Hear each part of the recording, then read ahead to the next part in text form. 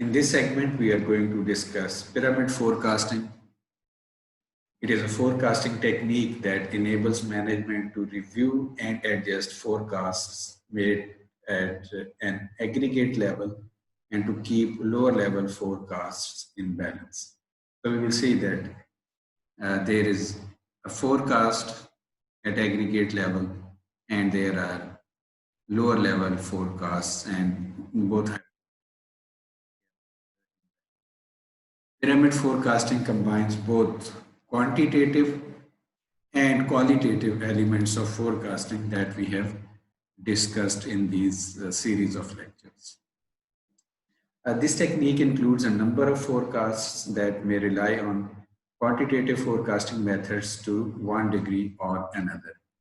So we have sales and marketing forecasts at the individual product level in terms of volume and units. Then there are product family forecasts based on a roll-up of product level forecasts, both in terms of volume and units. So these individual product level forecasts are combined to make product family forecasts. Then there is a business level forecast at the corporate level, that is in terms of volume. This forecast is more strategic and could reflect plans to expand promotions, open a new marketing channel, or compete in new market segments. So these forecasts are actually generally based on using time series methods that we have discussed so far. They are based on historical data of sales and demand. But this business level forecast includes some strategic factors like promotions and looking for new markets and so on. So both generally do not match, and we have to use what is called a management forecast that reconciles the roll-up and business level forecast. So we are calling these individual product and family forecasts to be roll-up forecasts, and this business level forecast is also there. So they generally do not match. So we have some iterative process that is called a management forecast. So we reach sort of consensus on the number of products to be made in future using both these roll-up and business level forecasts. But it takes some steps, series of steps, an iterative process to reconcile both forecasts. So we have, in this very simple example, two product families, product family A and product family B. In product family A, we have two variants, A1 and A2, and in product family B, there are two variants, B1 and B2. So we have certain forecast for A1 and A2. We multiply it with the unit cost to come up with the forecast in terms of monetary terms. Same is applied here for B1 and B2. And these numbers, the forecasts in monetary terms, are combined to have a forecast for both families, product family A and product family B. So we have the numbers as well. So they come up from here, 40 plus 20, 60, 20 plus 20, 40. And then of course, these two numbers are combined to what we call roll-up forecast. But you can see in the figure that there is a business forecast that is, in this case, 1,960. So that is the strategic or executive level forecast. So there is a difference between these two. So this 1,400, that is the sum of the forecast for product family A and B, and that is based on the forecast of end products in each family is different than the business level forecast. So it will become the role of the management forecast that is also called the top-down method of forecasting to reconcile the two forecasts. So these two. So this is where the qualitative aspect of this method, that is the pyramid forecasting, comes most strongly into play. So this process can involve a lot of back and forth negotiations at each level, but the point is to arrive at a forecast that everyone can commit to. So first we had roll-up forecast. There was a difference between the roll-up and business forecast. So now we are uh, moving top-down. So that is called management force-down forecast. So that we can have arrive at a forecast that all stakeholders agree with. So let's take a simple example. There is a company that is called Pyramid Cycles. Pyramid begins its roll-up forecast anticipating a need for 20 A1 and 80 A2 units at a cost of $12 per unit and $7 per unit respectively.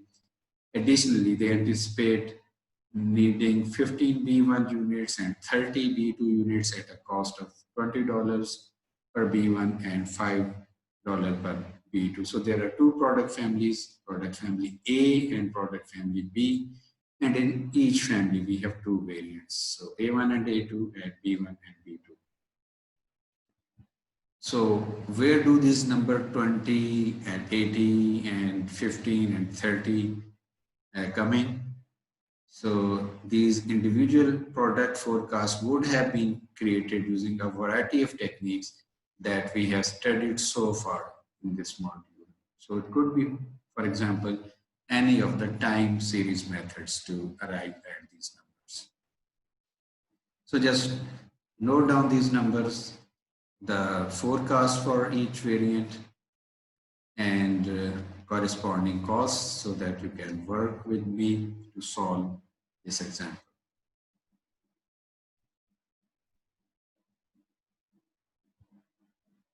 Okay. So there was A1 costing us $12, A2 was costing us $7, B1 was having a cost of 20 and B2 cost of 5. Okay. So we had a forecast of 20 units for A1, so 12 into 20 would be 240. So we are converting this forecast in terms of units in monetary terms. We had a forecast of 80 for A2. So 7 into 80 would be 560. So we would add these numbers, so 20 plus 80, 100 units, 240 plus 560 would be 800. Similarly, there was a forecast of 15 units for B1, so 15 into 20, 300, and a forecast of 30 units for B2, so 5 into 30 would be 150. So 15 plus 30 would be 45 units, and 300 plus 150 would be 450. So we would add these two numbers, 800 plus 450, so that would be 1250. So that is our roll up forecast. So we calculated the forecast of the individual products, that is the bottom tier. Then we rolled up the individual products to units and dollars for families. And finally, we aggregated the units and dollars for A and B into the roll-up forecast, this one.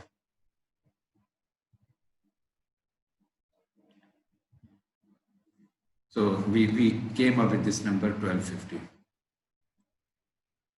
In comparing your roll-up forecast to the business forecast, you note down that the forecast is less than the business forecast. For example, the business forecast, that is the strategic level forecast, besides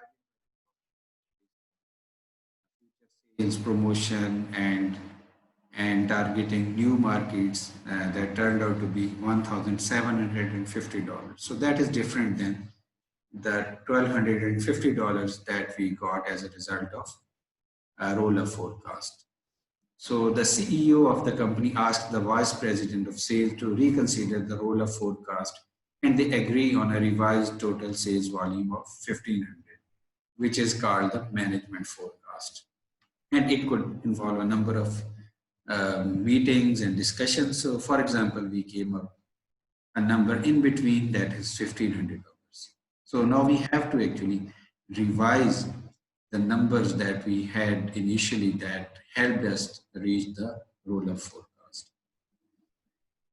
So the agreed upon forecast or the new number, that is the management forecast, is 1,500, and we had a roll-up forecast that was 1,250. So the number we come up with, the ratio we come up with is 1.2. So now we will move top down to make new forecasts at product family levels as well as at individual level. So here we had 800 units for family A, so we will multiply 800 with 1.2, so that will be 960. So we will have 960 here. And for product family B, we had 450. So 450 into 1.2 will be 540. Similarly, we had 100 units here, so that would be 100 into 1.2. So that would be 120. And here we had 45 units. So 45 into 1.2 would be 54. So these are the two new numbers. Similarly, at individual product level, we had 240 here. So that would be 240 into 1.2. So that would be 288.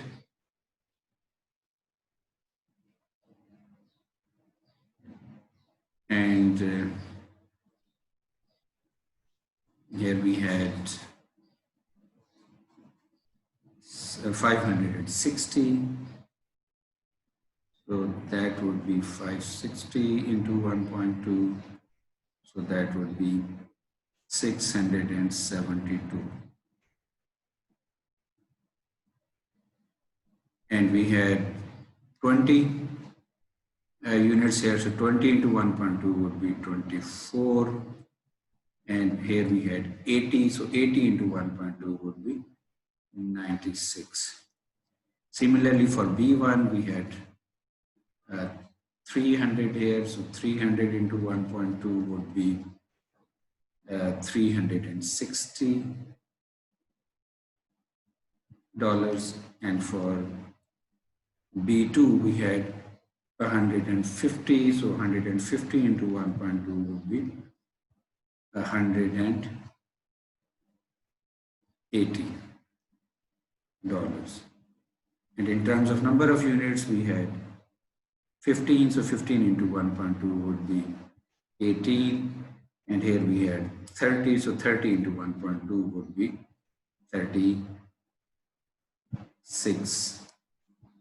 And you can cross check as well. So 12 into 24 should be 288, and 7 into 96 should be 672. Similarly, 18 into 20 should be 360, and 36 into 5 should be 180, and adding these to 88 and 672 should result into 960, and similarly 360 plus 180 is 540, and summing both together should result into 1500. So these are the revised numbers. So we will be having 24 units of A1 as a forecast, so that is the revised forecast, and 96 for A2, 18 for B1, 36 for B2, and so on.